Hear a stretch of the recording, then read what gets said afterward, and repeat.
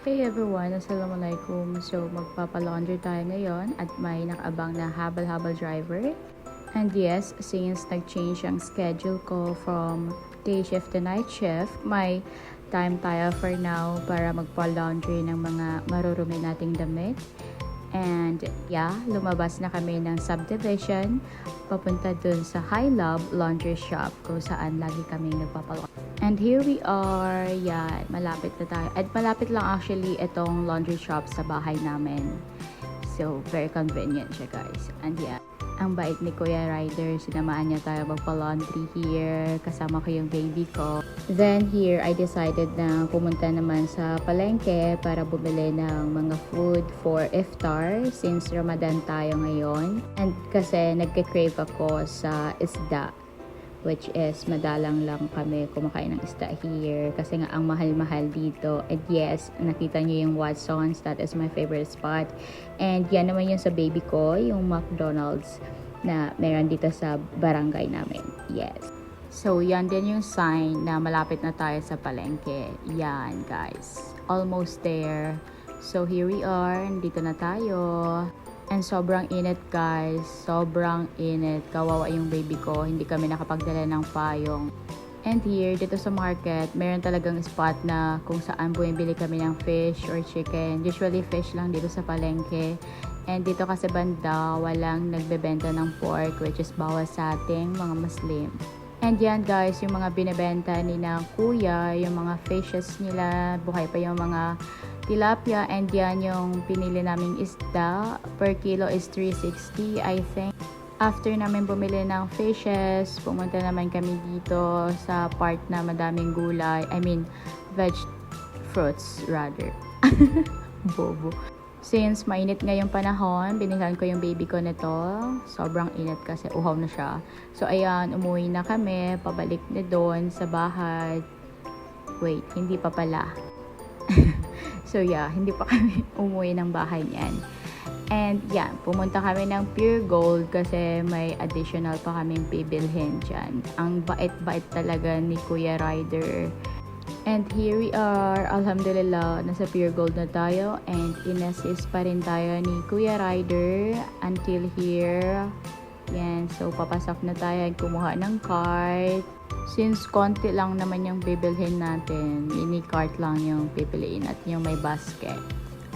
Then, pumasok na nga kami sa Pure Gold. And bibili lang naman kami yung mga kulang sa bahay. Like, bigas, yung mga ingredients. Yan, tinulungan pa rin kami ni Kuya Ryder bumili ng mga ingredients for Ramadan, iftar. And yeah, nagdagdag din kami ng bigas. Actually, yung kasama namin sa bahay, kuya ko and yung mama ko is prefer nila yung brown rice. So kami is white rice pa rin. Then here, nagsuggest si Kuya Ryder na what if mag-spag tayo? Okay. And yan, pala decision siya, kahit rider lang siya, nang habal-habal. Kumuha pa rin siya ng mga gusto niyang cravings. And yan, nakikipag-play siya sa aking baby. And dahil pala decision si Kuya Ryder, iniwan na rin kami. And humingi na rin siya kung pwede daw pa libre siya ng isang deodorant. Sige lang kuya. Tapos ang dami niyang gusto ipalibre sa akin. Like what? Well, since Ramadan ngayon, kailangan natin maging mabait. Eme. Okay, so paubos na rin yung keratin ko, kaya nag-additional na rin ako niyan sa cart. Yan, nakikipag-play pa siya sa baby ko. Oh my God. Ew. Feeling close si Kuya Ryder. Then, ito, bumili kami ng mga food snacks para sa baby ko. Pero, parang para kay kuya na naman na nakikilibre sa amin. Ayan. Mga pinili niya. Oh my God. Shocks. Pero sige, since mabait ka nga, deserve mo naman yan. Okay lang yan, kuya. Kuha ka lang. And habang nag-aantay kayo kay Manong driver, eto yung baby ko. Inaantok na ata. And here are the vegetable and fruits sa Pure Gold, guys. Sarap sa ice, diba? Ganda ng mga colors. Colors.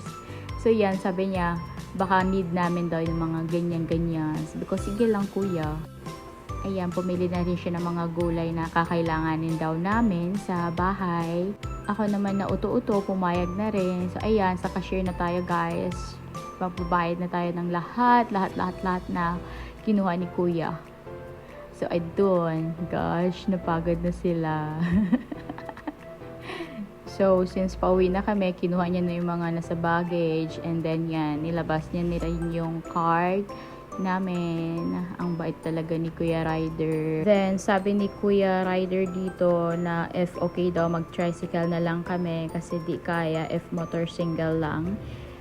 Pero magbabayad pa rin daw kami sa kanya. Oh my God. And yan, galit na siya. Sabi niya, bilis madam, kay mainit jod. Mangitim na daw siya. Sayang ang Kojic. Sige lang dong. Ayan. Pauwi na rin kami niyan. Nag-tricycle na lang kami, pati ng baby ko, pati yung mga binili namin. And si Manong driver is nag-motorcycle na lang siya.